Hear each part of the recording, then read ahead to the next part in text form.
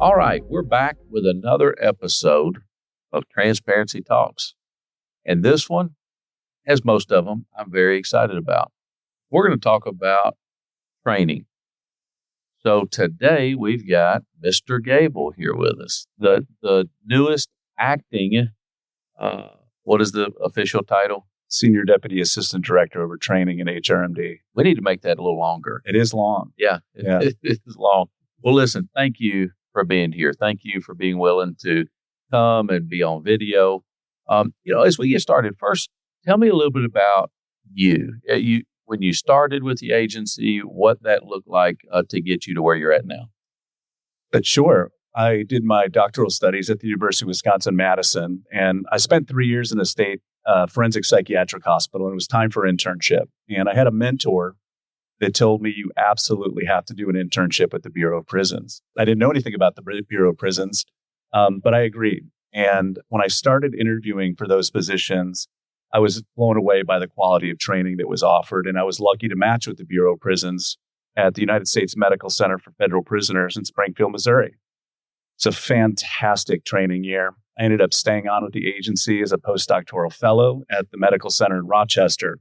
Again, it was supposed to be a year assignment. I loved the institution. I loved the work, and I ended up staying for 15 years. After that, I spent about 5 years as one of the regional psychology services administrators. And now I've been in D.C. for approximately a year as the chief of our brand new employee wellness branch. And, hearing you talk early on when I got here, you could just tell your passion for training, for our staff, for employee wellness. And, we know training and that goes hand in hand. Why are you so passionate about that? My passion for employee wellness started pretty early in my career, pretty close to when I started. And it was largely a result of seeing people that I worked with, people I cared about, my new friends, deeply wounded by the work we do. And as an agency, we weren't really having conversations about it. At that time, our employee wellness strategy largely consisted of a short presentation during annual training that said, if you're struggling, call EAP, get yourself some help. And I just thought how grossly inadequate that approach was. And I started digging in and started looking at the research like you've done for many, many years. And what we know is there is truly a mental health crisis across law enforcement, and corrections has some of the worst outcomes out there. And so I felt for a long time, we have to do more. And this was really an opportunity for me to step up and be part of that. I'm just going to say it. We inherited a mess on training. Yes. As I've been out in the field, I think now 40 institutions so far, I fill my book up with notes and comments from staff. And over and over and over again, I've written down training or lack thereof. We're not getting enough of this. We don't understand this. When we came in, MSTC had been pretty much closed this last year. We're leaving staff woefully inadequate for their roles that we're asking them to do. And you've been in some of the meetings as we've worked, and we've just said that we're fixing this. This is not going to continue the way that it is. Before we get into the things that we've been doing to improve it, let's just talk about what we inherited. What are you finding now that you're moving into that training role, evaluating all of those things as Director Marshall and I have asked you to do? What are you seeing? What are you finding? I think there's two major findings that we really have to aggressively target. And one you've already mentioned, you walked into essentially a training freeze. That training freeze started somewhere around April of 2024, and it continued until recently. But we have to also recognize that training freeze was on the back of the training freeze that we experienced in COVID. So we are incredibly behind in training. We are looking at the wait list on all of the training courses offered in the Bureau of Prisons. And would you believe there's almost 300 different course offerings at MSTC. We also have training that happens at Glencoe as well. And as you know, introductory to correctional techniques is the training our employees get right off the bat, annual training, et cetera. So we have a lot of training. And unfortunately, the wait list for some of these courses go into the hundreds or even into the thousands. So we're behind. The second real issue that we're finding is that as an agency, for many years, we probably selected the worst training philosophy that exists in learning, which is often referred to as death by PowerPoint. It's ineffective. We know it's ineffective. Estimates range somewhere around 5% of the information in a traditional lecture death by PowerPoint presentation is retained. So think about what that means. You sit in a week class, 40-hour training course. We can expect those individuals to retain about 2 hours out of that 40-hour week. So we've got to also not only reinvest in training, but we have to think critically about how we train, because while we have some phenomenal instructors in the Bureau of Prisons and we have some excellent courses, if we're going to continue to move forward with a death by PowerPoint approach, it's going to continue to be largely ineffective. And nobody enjoys it. It's not fun. I had asked our team, the training team before you got here, hey, how do you feel like we're doing on some of these trainings? They said, well, we feel like we're doing pretty good. So I pulled 5 wardens and 5 associate wardens that had been through the last training. And I told them, you just pick me out 5, pick your best ones of each. And I met with them and I just said, all right, if you're getting great training, that's all you got to do is say great training. But this would be the time to tell the truth if you don't feel like you are. And I'm going to tell you, their answers, it not only shocked me, but it really bothered me, because some of them got really honest and talked about some of the areas that they don't feel like they've been trained in, yet they're being held accountable to be doing. Finance, budget, all the things that especially wardens have, the responsibilities have, and then to not be trained with it. And then again, we run them through, check the box, okay, training's done. And that's not how it's going to be moving forward. Do you agree? I would totally agree. Training is the backbone of this agency. It has to be. There's a couple of things that training, I think, addresses. One, it certainly contributes to the safety and security of our institutions. That's important, right? Good training also shapes our institution culture, right? Good training makes sure that we're doing the right thing, not just legally, but that the interventions that we're using at our institutions are actually effective. And so we've got to do much more, because training really has a huge impact on everything that we do. Would you believe, for example, we have long wait lists for CPR instructors or firearms instructors or de-escalation instructors. And so we have yet to really invest in even the trainers who are bringing the training to our institutions. Yeah, but we've been working even on bus. That's correct. It's been years, I guess, since a lot of the bus training has been offered. About 2 years since our last bus class. And we just did an audit. We're about conservatively 100. We need about at least 100 trained certified bus operators just to get us functional. We probably need 300 to 400 more trained bus operators to get us functioning well. It's a major backlog. I'll tell you, I don't know where we'd be without the big, beautiful bill that Trump passed. Director Marshall and I've taken and said, hey, we're going to put a big emphasis on training over the next 2 years, utilizing those resources, even through budget cuts and Congress cutting our budget again.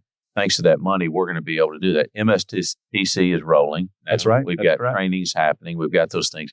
Talk about the role of how do we improve training? How do we improve, what does training look like in the future of Bureau of Prisons? We've got a great video team out there. We've got some other things. Right. What are some of the things that we'll utilize to improve how training is? So again, as I already mentioned, there's no question we've got to get away from the death by PowerPoint model. Training has to be active. It can't be passive. So we're looking at all kinds of new technologies and strategies. There's some excellent ways that we can use AI and go to a more scenario-based type of training that is active and engaging. So people not only remember it, they're able to recall it in those critical moments when training's needed the most. A PowerPoint presentation won't get us there. I was just qualifying firearms last week and talking to the gentleman out there, talking about the lack of training, the lack of frequency. And it is very frustrating to me to go out and see and hear people talking about how long it's been. I won't say what institution, but it's very concerning when I'm talking to a captain who's been in that role for 2 years and has not been through captains. Right. That's right. And so I'm really glad to see you guys really doing a great job pushing that to make those, to get those through. How does training on other things relate back to what you were doing before this job?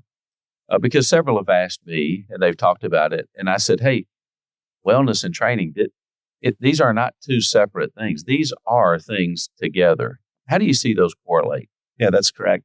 They have to be together.